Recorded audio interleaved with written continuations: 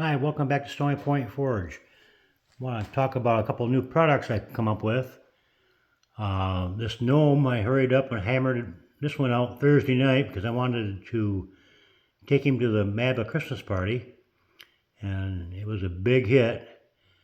I sold over 25 blanks that day for that.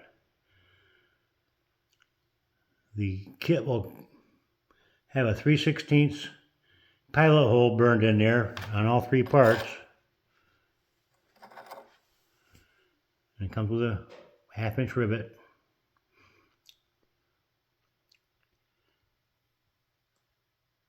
Yesterday I was playing around just trying to get out of it easy. I didn't use the mustache, I just cross-peen textured the beard. Today I did these two. I'm getting a lot better with the texturing on the beard and mustache.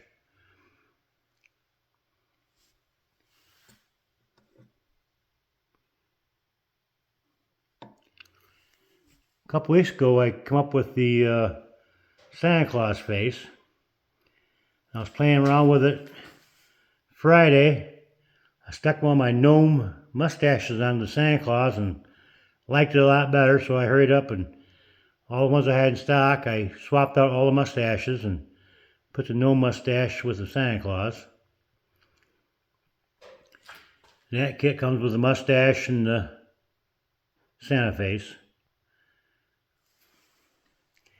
Now these are pretty heavy to use as an ornament, so I would suggest making a small rack for it.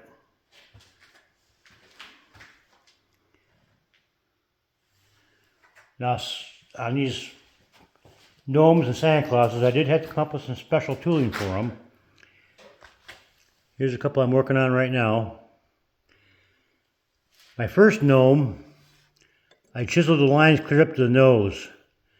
And after I got done texturing it with the cross-peen or the chipping hammer, and they kind of disappeared.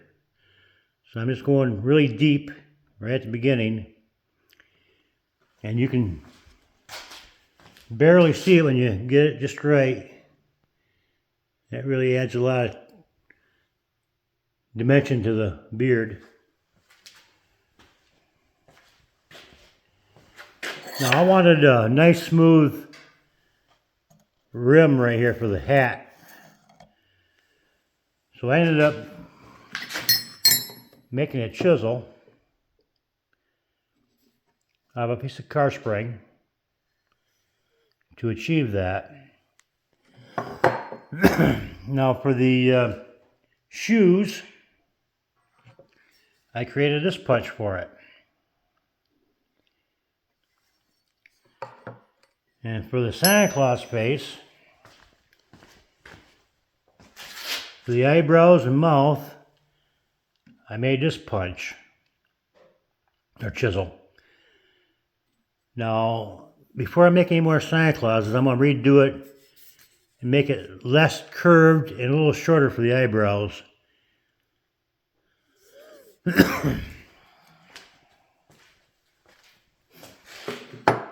Now for the little pom-pom on the end of his hat, I just took a regular old cold chisel and ground it down and put a slight radius to it.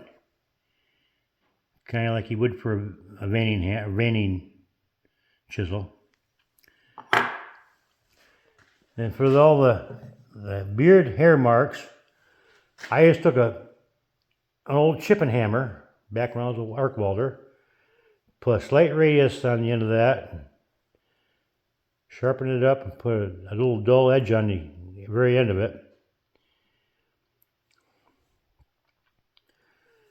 I think before I make too many more, I'm more used to a cross-peen hammer.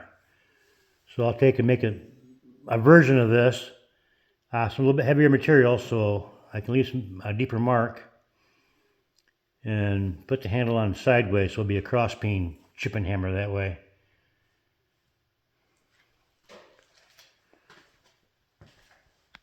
But all in all, for no longer than these been on the market, they've been a really good seller, so